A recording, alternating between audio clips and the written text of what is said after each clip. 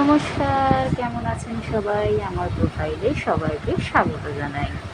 আজ শনিবার, মনটায় খুব ইচ্ছা করছিল কদিন ধরে যে বজরংবলীর মন্দিরে পুজো দিতে যাব। তাই আমি মন্দিরে সকাল সকাল চলে এসেছিলাম পুজো দেওয়ার জন্য, স্নান টান সেরে। এই মন্দিরে ঠাকুরমশাই আসার কোনো নির্দিষ্ট সময় থাকে না। তাই যারা মনে করে ফুল মিষ্টি দিয়ে ঠাকুরকে পুজো দেবে, তারা নিজেদের নাম ও গোত্র এবং ফুল মিষ্টি যা যা ঠাকুরকে দেবে মনে করে সেটা রেখে চলে যায়। পরে ঠাকুরমশাই এসে সেটা নাম গোত্র দিয়ে পুজো দিয়ে যায়। সবাই দক্ষিণাও রেখে যায়। যেরকম দেখুন, ঘটের পাশে একটা রাখা রয়েছে আর ঘটের সামনেরটা আমি রেখেছি ফুল মিষ্টি। আমি ধূপকাঠি মোমবাতিটা চাইলে রেখে যেতেই পারতাম, কিন্তু ভাবলাম মন্দিরে যখন এসছি তাহলে বজরংবলী আরতিটা নয় আমি নিজেই করে নিই।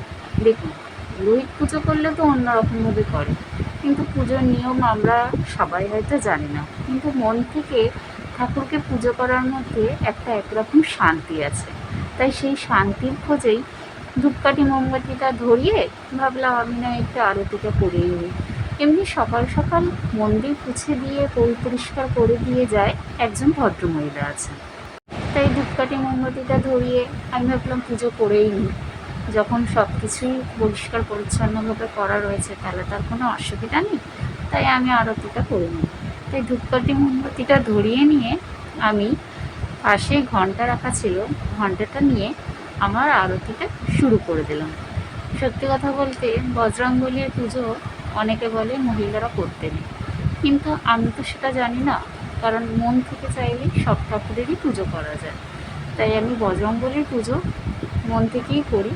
কিন্তু হ্যাঁ, বিগ্রহটা ছোঁয়া ঠিক না, কারণ আমি যতদূর জানি উনি ব্রহ্মচারী ছিলেন, সেই কারণে বিগ্রহ না ছুঁয়ে ওনাকে পুজো করা যেতেই পারে।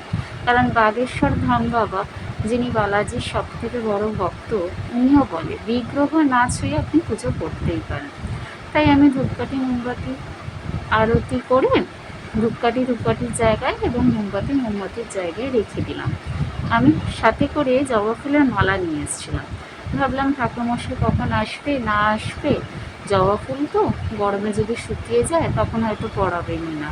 সেই কারণে আমি ভাবলাম যে না, জবা ফুলের মালাটা আমি একটু ওপর থেকে আলগাভাবে পরিয়ে দিই। সেই কারণে জবা ফুলের মালাটা প্যাকেট থেকে বার করে আমি ওপর থেকে একটু আলগাভাবে পরিয়ে দিলাম ঠাকুরকে। এতে ঠাকুর বুঝি রাগ করবেন না। তারপরে হাত জোর করে ঠাকুরের কাছে প্রার্থনা করে নিলাম।